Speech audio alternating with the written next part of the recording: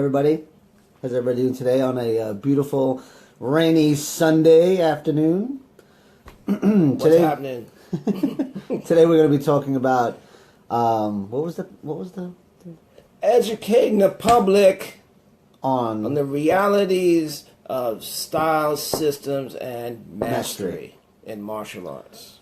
Because we can only talk about mastery in martial arts.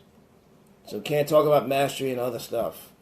So if you're a master in other stuff, and don't think we're pertaining to you, is just a broad spectrum of the concepts of mastery and what does it mean and things like that.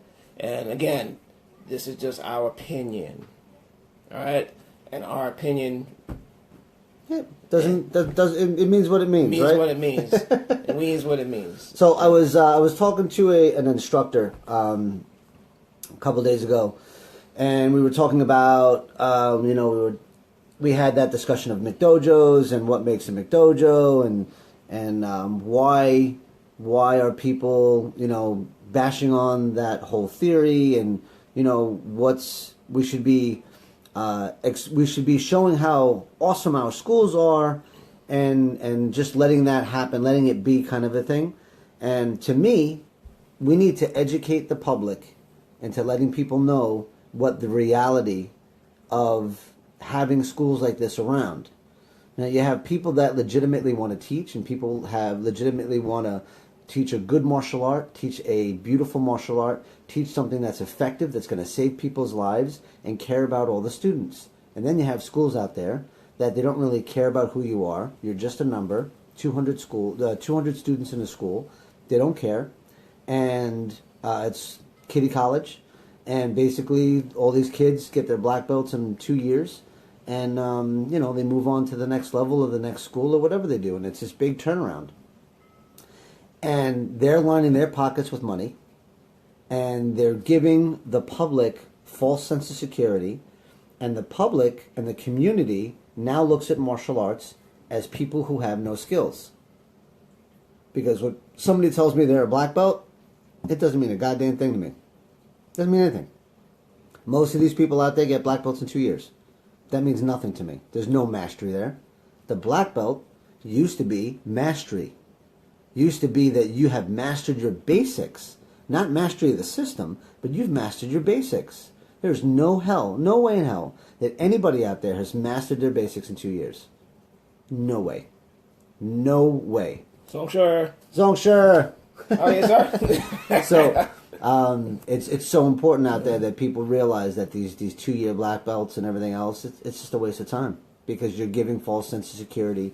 You're hurting our community as martial artists, because people that have trained really hard and have worked really hard to get our sashes, to get our belts, that have been through competitions, full contact competitions, that have fought all the time, that have put their system on the line every time they go out there and do something. And you guys are just, people out there just lining their pockets with money and lining their pockets with dough, and they don't care about anything. And to me, the public needs to know that these are the schools that you should be staying away from. Staying away from. You should be giving your attention. And Tommy B's watching. Tommy B, what's going on, brother? How are you, sir? You should be giving, those students that really want to learn should be training at a school that they're going to be learning real material. And it doesn't matter if it's traditional or not. Non-traditional. No, not at all. So we don't get into that debate. We just want to know, is your skills legit? So traditional, non-traditional doesn't mean a damn thing. It's all about the skill. Right. So this is what we were talking about before, about surgery, right? So you got 2 surgeons, and both of them are claiming to be masters, right? You've got one surgeon who basically has been doing surgery for 10 years and is good at it. So 10 out of 10 people, they live, they survive. The other guy, he hasn't done any surgery. He just read books. And he's got his diploma because he read books. Would you want him to be your surgeon? Well, his track record is 50-50. Yeah. Would you want him to be your surgeon? Hell no. Hell no. So these are the things that we need to worry about, right? Sure. What's going on, What's going on, brother? So it's so important. So again, if you're out there and you're doing your thing, make sure you're on the top of your game of learning your skills and being able to know form and function, being able to put all of it together. Yes, JP, it's rated by experience. So his question was, how do we educate the community about what a good school is and the rating system and things like that? And you just go along again, you have to do your homework. You have to do your homework. Yeah, unfortunately, public has to be, you got to educate yourselves. Everybody's got to educate themselves out there. Yeah. No, don't go by just what you see and what you hear. Yeah. Do your homework. So, unfortunately, people take people at face value, and it's like, oh, you'll be able to do this, you'll be able to do that, you'll be able to do this. And I've been through it, myself with, exploring and trying to find different styles and stuff like that I fit with. And I, got hooked up with a couple of instructors that, were kind of legit or had that air that they were legit, but they never really showed me anything. They never showed me anything. They just talked the game, talked a good game, and my time spent with them was wasted because I really got nothing out of it. Oh, not wasted. Well, not wasted. It's experience, right? It's experience. You know not to go back to that stuff. Right? My money was wasted. That was wasted. My money was wasted. Money that you cannot get back. Money I can't get back. Nope. So the talking with JoJo's, we're not trying to take money out of people's mouths and stuff like that, because this type of industry is one of the toughest industries to make a good living at, because it is a finite type of industry to work with, because you're only going to have a certain amount of clientele that's going to want to, Mr. Van Winkle, how are you, What's sir? up? How are you? You're only going to find a certain amount of percentage of people that's going to want to do what you do, right? Batman, what's up? What's up, brother? So, again, everybody can talk a good game until they get them gloves on and get smacked in the mouth for the first time. And then they realize this, oh, yeah, I can vibe with this. So, this is what martial arts is? Oh, no, I don't want to do this. No, I think I'll do something else. And unfortunately, that's the realities of it. That's the realities of training martial art. Now, even if you find out... What's up, Shifu Jason? ...that you don't like fighting and you still want to... there is ways to train and become and develop yourself as a fighter and not get lumped up as much. And that's up to your instructor. But you have to get that contact.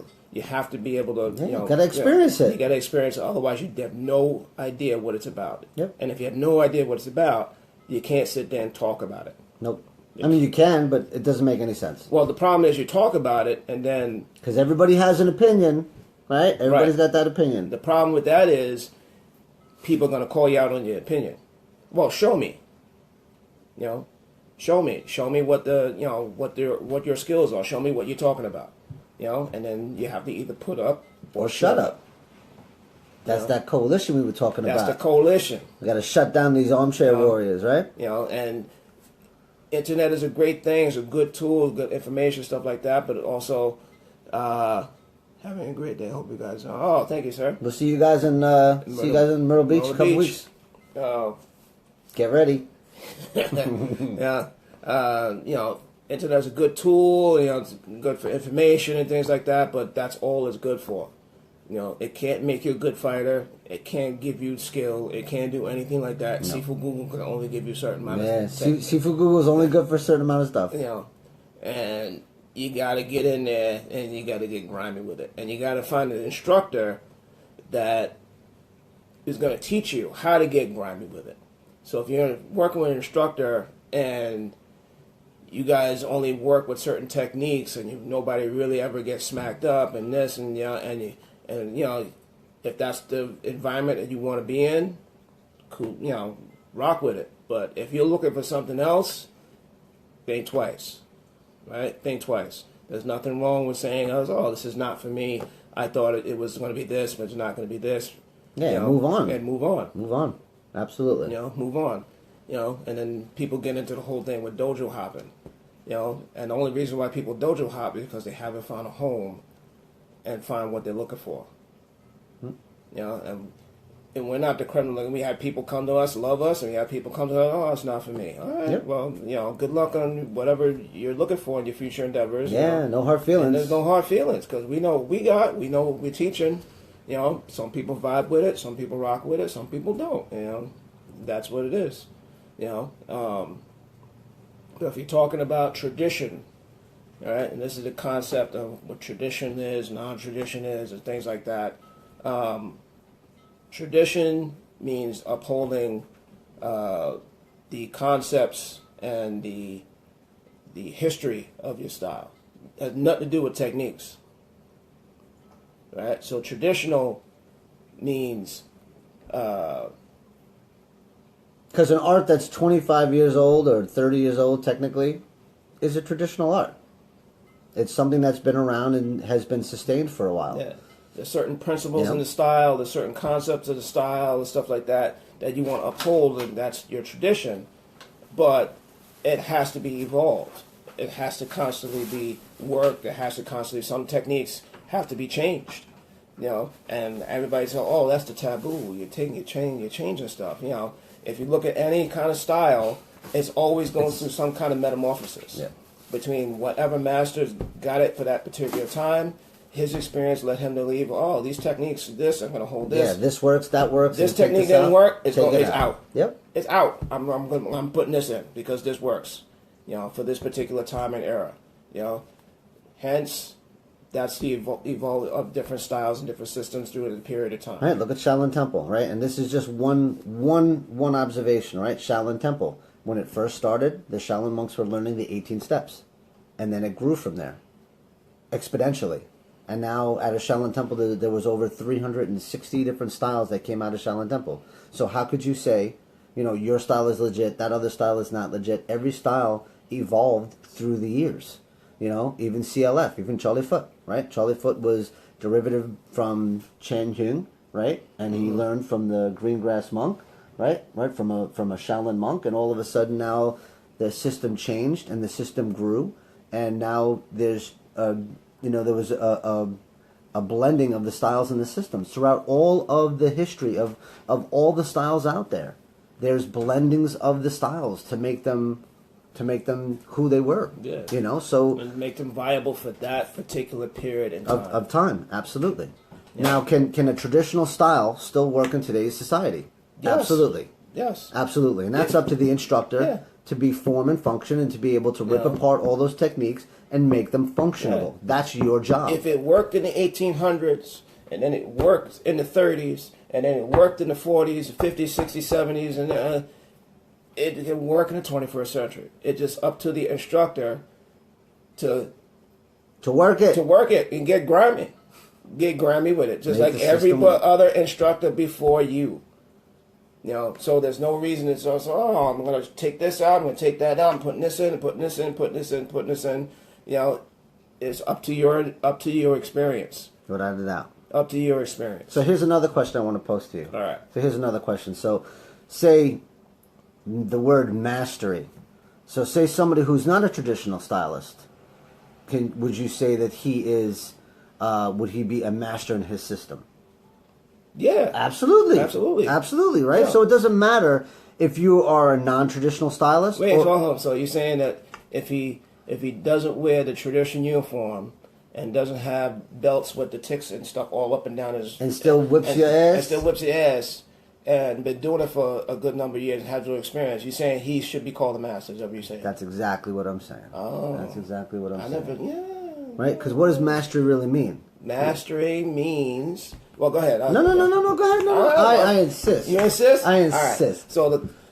So one of my instructors said, what does a master mean? Right? So we throw around this word, master this, master that. Now, you even see it in movies, Master Jedi this, Master Jedi that, Master Yoda this. The concept of mastery. Right? So you be doing these techniques for God knows how long and you mastered your basics. Right? But you're still working the same style, you're still working the same fighting techniques, and you're working and you're still evolving, right? So you're still working the same techniques, but you're evolving. So the concept of mastery means that you put in so much time, right, that you've mastered your basics, you've mastered your techniques, you've mastered your footwork, you've mastered all these fundamentals that make up the bone bears of whatever you're doing, right? So in traditional sense, they call you a master because the amount of years and respect. Because if you've been doing it for so long, you have that knowledge, you have that experience, you have that right to say, oh, this will work, this will not work because you lived it. What's going on, Lausher? Hey, Lausher, hope you're feeling better. Because you lived it, you lived through it, you've been through it, and you've earned that not rank, but you've earned that recognition of mastery. Yeah. Right? People think that mastery is a rank.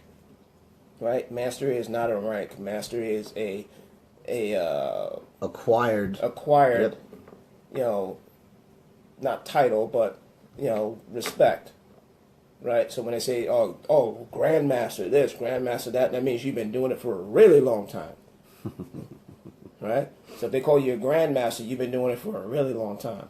Master, grandmaster, and for people that have been doing it, for so long, and I don't consider myself a master. You don't have to consider yourself a master. You don't have to call yourself a master. If other people are calling you master because they recognize the skill, and that's the reason why some people were called masters, because they were recognized by their peers, not by themselves, by their peers. Yeah. Their peers were calling them master this, master that. They never said, I'm master this, I'm master that. Their peers recognize them as mastery in this art, in this system, and I know, I've seen a lot of non-traditional stylists that have been around for years, 20 years, 30 years, and stuff like that, and these guys are masters at what they do. So there's no reason why these guys should not be called, oh, he's mastered this is master so-and-so. You don't have to be wearing the gi or the uniform or have the belt and stuff like that, because back in the day, they didn't have none of that. Right? That is a new age concept. That's not an old age concept. With the black belts and the different colored belts and stuff like that. And right, they didn't have none of that. Right? So they ranked your skill and your mastery on your skill when they touched hands with you. Yeah, skill alone. That's if you got your ass whipped, or if you were able to hang with them, I was like, oh yeah, this guy's a master at this. He's got skills. So that's the concept of mastery. All right, so let's move to the next topic of displaying respect, right? Yeah. So displaying respect. So anytime that this is a traditional concept that got lost. Yeah, got lost. So what we want to do is, just for people that are out there, anytime that I'm talking with people of my rank and we're hanging out, and sometimes we'll call each other by our first names, and that's okay. I myself and Shifu over here, we never call any of our higher instructors ever by their first names. And when I hear that, the hairs on the back of my neck go up. Makes me cringe. I cringe when I hear that. That's like you going home and walking in the house and saying something to your mom and daddy and grandpa, calling by their first name. Hell no. Yo, what's for dinner? Yeah, and just walking in all nonchalant. So we make sure that we don't do any of that. When I'm in the public's eye here on Facebook and we're talking, and I mention somebody's name, let's just say Shifu Jason. That's what I would be mentioning. Any of my students, my Lao Shers, I mention them by Lao Sher. Anything like that. I never call anybody by their first name, especially out in the public, because you know what? That's their title. They earned it. Shihan Andrew, we know very well. We hang out all the time, right? And we talk and we vent to each other and everything else, but I always make sure that out in the public, I'm always calling him by Shihan, because you know what? He's earned that title. So we need to, as martial artists, we need to really uphold that, because we have people following us. And if you've got your students calling you by your first name, there's a problem. Yeah. There's a big ass problem. And even in I'm going back to it, the non-traditional styles. You know what I'm saying? Now, it was like, oh, traditional stuff is obsolete, but now they're realizing they got your tail caught in the crack, because now, why would somebody listen to you and take you seriously if they feel that you're equal in a certain thing? That's right. Right? So, if I'm working in a non-traditional sense of working with somebody who's teaching me MMA or teaching me this, teaching me that, I'm not going to call him by his first name, and he shouldn't expect that. It's coach this or teacher that or this, Absolutely. It's the same thing. Respect should be upheld, traditional or non-traditional. Why do you think in the military there are levels of people? Privates, colonels, lieutenants. Everybody's got a rank, a specific rank for their specific years they've been training. And it's been working for the military for God knows how long. Forever. So you know what? They've got something that works right. And people show respect all the time. It doesn't mean that they're weaker. It means that they have respect for their elders. It has respect for other people, like-minded other people. You wouldn't have 2 lieutenants in a room and a whole bunch of people, a whole bunch of privates, and they're calling each other by their first name. Never happens. It'll never happen, and it shouldn't. Anybody that's even non-traditional, right? If you're running a school, you're running a gym, and you're teaching people MMA, you're teaching people how to fight, they should be calling you a coach. They should be saying, yes, sir, you've earned that respect. You've earned that. You've earned that. You've been in the ring. You fought. I can't read that small handwriting. I'm blind as a bat. I don't even know what it says. I'll read it later. So guys, yeah, if you're writing stuff and you see me squinting and I'm this close to the set, it's because I can't read. He don't have his Ben Franklin. I don't got my Ben Franklins on. I'm not gonna put them on. I refuse to put them on. I refuse to put them on. So yeah, so it's important. It's all about respect. It's called respect for a reason. We need to respect everybody. Yeah. Very important. And now it's it's a little different era now. Things like people, that whole respect thing's gone out of the window because back in the day, it was a lot more strict back then. If you didn't show respect to your instructor or you did this, you did that, it's like it was just an automatic ass whipping, automatic, and then you learned, and he wasn't being malicious. He was just like, this is what happens. This is the chain of hierarchy. The same thing in your house. You might not get an ass whipping from mom and dad. I got the ass whipping. He got ass whipping. But, you may get punished. You may go, oh, give me that phone. I got hit with the closest thing that my parents had in their hands at the time doing something stupid. Yeah, she had it like on the belt. Like she had like, and whip it out. And, and it keeps the people in line. It Absolutely. Keeps you understanding Absolutely. What that line of respect means, not only respect for other people, but respect for yourself, right? If you don't have any respect for other people, and you never taught that, you never taught self-respect for yourself or for other people. Yeah. So, walk around with a chip on your shoulder and you have an ego. Yeah, for no reason. None. For no reason. And then you want to get into that arena and start, I want to learn this, I want to learn that, and then you go to a place and then you get your feelings hurt because some people may vibe with, I can teach him, he's great, he's this, and they bust your ego up, right? And then you go into a place, we have many people come in like that and they get their feelings hurt, because we don't stand for, no traditional or non-traditional instructor should stand for that. Nope, not at all. Not at all. Nope. So that's pretty good. I think we've been on here for like 25 minutes. We still got people actually watching, so nice. That's pretty cool. Guys, thanks again for listening to us rant. Had a really wonderful time for the Sanda seminar. A lot of people learned a lot of knowledge. Had some instructors actually send donations to the school, which to me means the world, and I appreciate all the instructors that did that. And these are my seniors. And to me, that lets me know that I'm doing the right thing and I'm moving in the right direction. So thank you guys very much. Shihan Andrew came down with a couple of his students, and that's to me that's humbling. That's honor. That's respect. I think that's great. Everybody had a good time. Everybody worked well together. And again, it's all about that family environment. Yeah, we're hardcore, we're working hard, but you know what? Martial artists in a whole, we are in an industry that is so trying to kill each other and trying to burn each other that we can't rise. We can't raise each other up.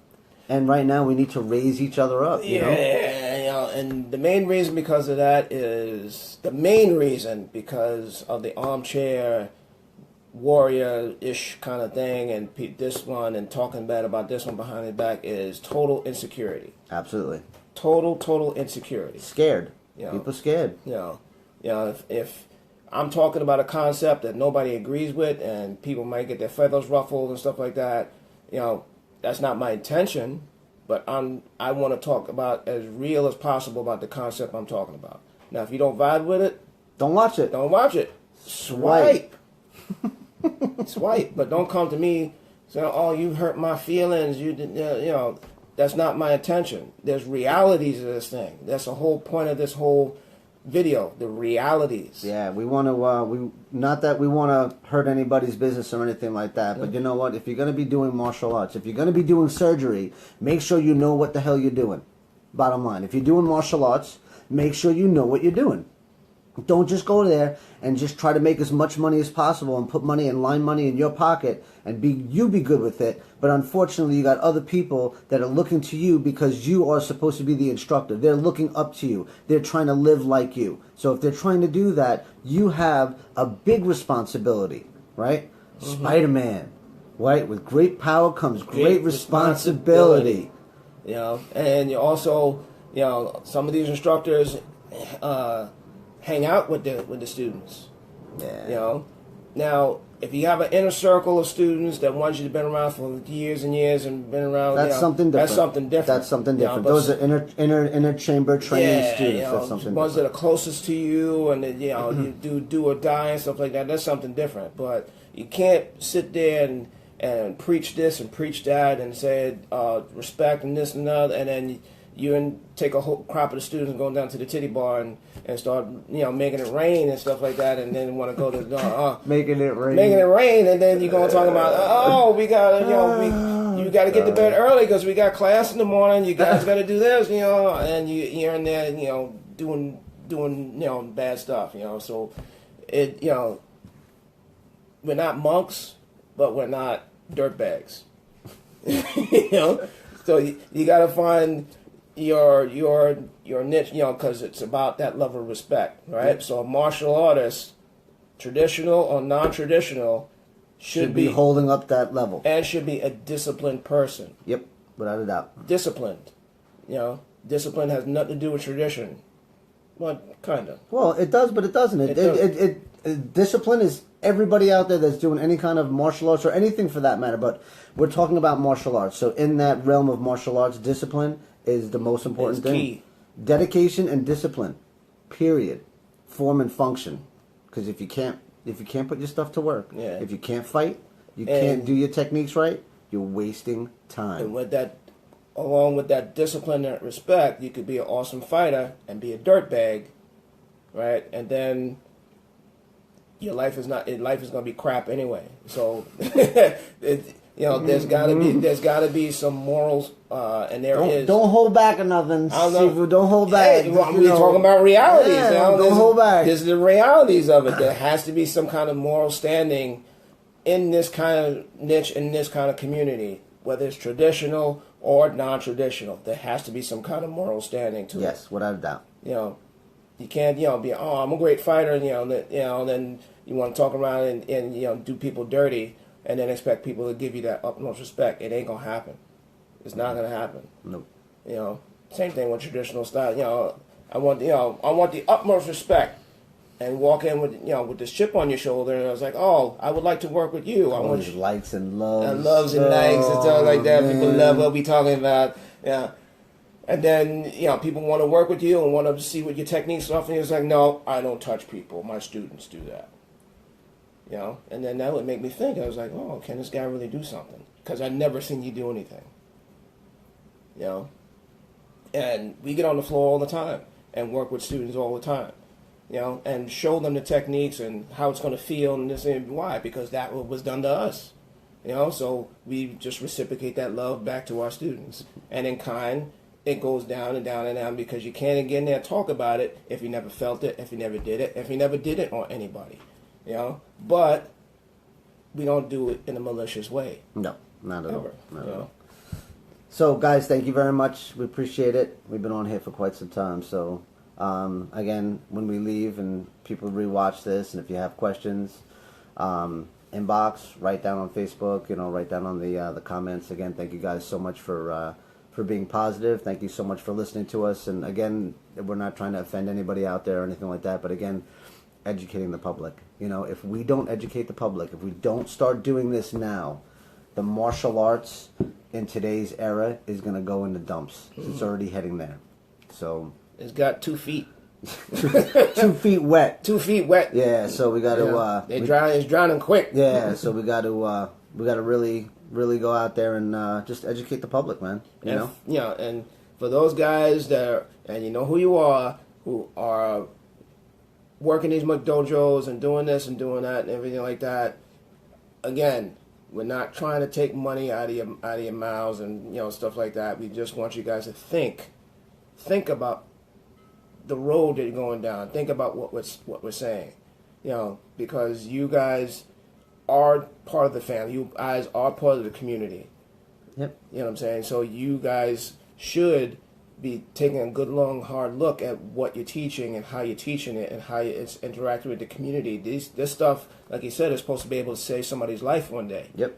But if you've never taught people how to get in there and get grimy in there, if you never actually choked somebody or been choked and say, oh, this is supposed to do this, but be careful, don't hurt anybody. Yeah, safety must come first. Safety for me in my training. So if somebody's choking me, I got to make sure I'm damn near how to get out of that choke. Without a doubt. All right, we got to get out of here. All right, guys. So everybody have a good afternoon. Enjoy yourselves. Be safe. Much love, much respect to everybody out there. Again, thanks for watching. A couple days, we'll be posting some more stuff. So, what's your famous? Oh, Shaolin out. Train real, get real. Check out our website, www.shaolinlohan.com. Check out our YouTube channel. Definitely subscribe. I don't have the subscribe little button. Oh, we don't have ding. Yeah. But subscribe and you can find us. We all over the place. You guys have a good afternoon. Thanks so much.